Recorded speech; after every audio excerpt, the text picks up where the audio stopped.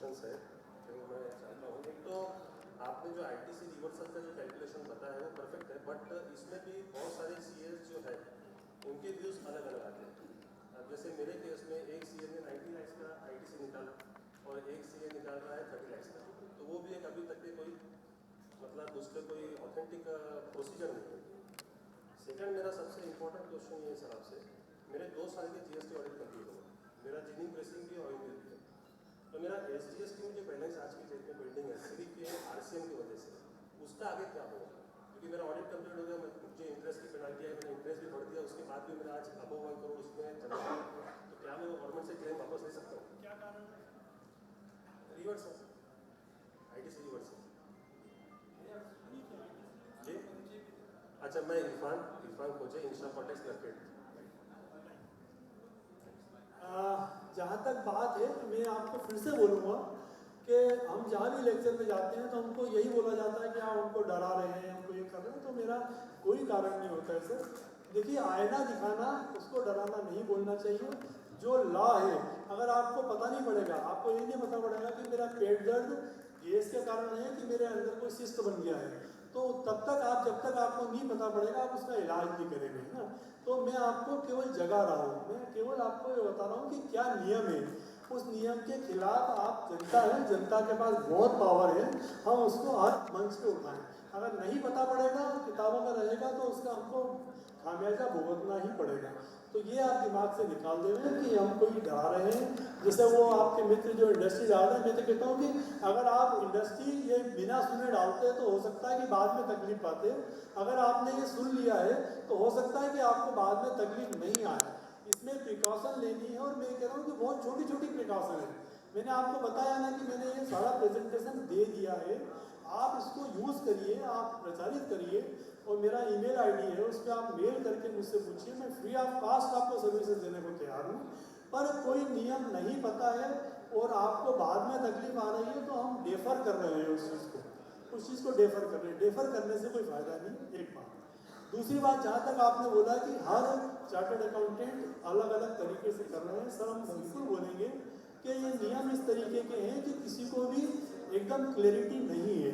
फिर भी आप अगर आपके ऑर्गेनाइजर के थ्रू मेरे से मेरे को ईमेल आईडी भेजेंगे, इस पर एक मेरा बहुत बड़ा पीपीटी बना हुआ है, चाहे है कि आपने मतलब एक मेल करवा लो।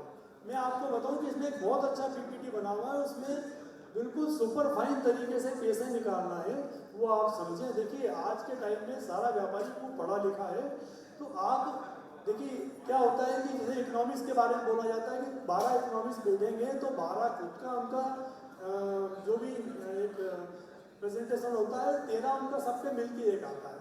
तो चूंकि नियम थोड़ा कठिन है, विदेशी हमने ये कंसेप्ट लिया है, तो इसके कारण से थोड़ी दिक्कतें आ रही हैं, धीरे धीरे हो जाएंगी।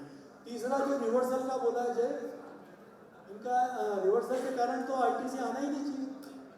हाँ, तो कहीं ना कहीं आप मुझे मेल करिए, मेरा मेल आईडी है, मैं आपको व्यक्तिगत रूप से उसमें समझा दूंगा। शायद मेरा समय समाप्त हो रहा है, सर आप बता दीजिएगा। सर एक्चुअली बहुत इंपॉर्टेंट है हमारे लिए। एक्चुअली वो जो आपने मुझे अभी क्वेश्चन किए थे कि एसजीएसटी में जो मेरा बैलेंस है, उसका मेन रीज़न ये है कि हमारे मेजर से आईजीएसटी में है और हम लोग आरसीएम भर रहे हैं। तो जैसे हम आरसीएम भरते हैं, जैसे भी हम आरसीएम भर रहे हैं और सेम हमारा आईजीएसटी में हो रहा है, तो पहले आईजीएसटी सीजीएसटी से आरसीएम भरे तो उसमें ऑलरेडी क्रेडिट पड़ा है। तो जैसे आईजीएसटी है, पहले सीजीएसटी को क्रेडिट सेट ऑफ लेना है और ओके आईजीएसटी में मेजर सेल है, पहले हमने आरसीएम भर दिया अपना, सीजीएसटी एसजीएसटी दोनों में आ गया, फिर आईजीएसटी में सेल किए, तो आईजीएसटी का पहला सेट ऑफ वो सीजीएसटी से ले रहा है। तो ऐसा करते करते सीजीएसटी जीरो हो जा रहा है और वापस एसजीएसटी बैलेंस बढ़ते जा रहा है, ठीक है। और अब ऑडिट कंप्लीट हो गया, सब कंप्लीट हो गया, हमारे ऊपर जो रिवर्सल का सब इंटरेस्ट वगैरह सब भर के हम क्लियर हो गए। अब जो एसजीएसटी का बैलेंस मेरा जो पड़ा है उसको मैं कैसे रिकवर करूँगा, क्योंकि अल्टीमेटली तो मैं हर महीने आरसीएम भर रहा हूँ, अगेन वो बैलेंस बढ़ते जा रहा है। तो सर सबसे पहले तो मैं ऐसा क्लियर कर देता हूँ कि जैसे जो आप आरसीएम जैसे भर रहे हैं तो उसका भी आप रिवर्सल कर रहे होंगे, उसका जो प्रोपोर्शनेट रिवर्सल हो रहा होगा तो आपका बैलेंस, अगर मैं लॉजिकली सोचूं तो बचना नहीं चाहिए कुछ भी, बट स्टिल अगर आप बोल रहे हैं कि कुछ कैलकुलेशन के बाद आपका SGST में बैलेंस बच रहा है, तो जो रिफंड के प्रावधान है वो आपके ऊपर लागू नहीं होंगे। तो वो जो SGST का बैलेंस आपका बच रहा है वो एज गुड एज लैप्स हो रहा है, वो आपकी कॉस्ट है।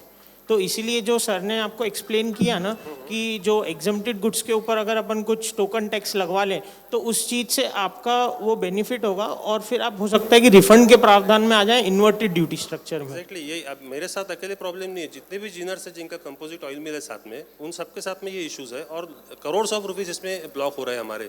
इसके लिए हम लोग गवर्नमेंट ऑफ इंडिया के पास जाके प्रेजेंटेशन भी दिए, बट कोई यूज़ नहीं हुआ। सर मैं फिर बताऊं, आपका इंडस्ट्री का कोर इशू ये है कि आपकी एक आइटम जो कि मेजर है वो टैक्स फ्री है, तो इसका इलाज वही है। वो मैंने मंत्री जी से मौका मिला था तो उनको बोला है, उनने मुझे बोला है कि आप प्रेजेंटेशन दें, तो मैं आपके संस्था को एक प्रेजेंटेशन शुद्ध हिंदी और इंग्लिश दोनों में बना के दे दूंगा।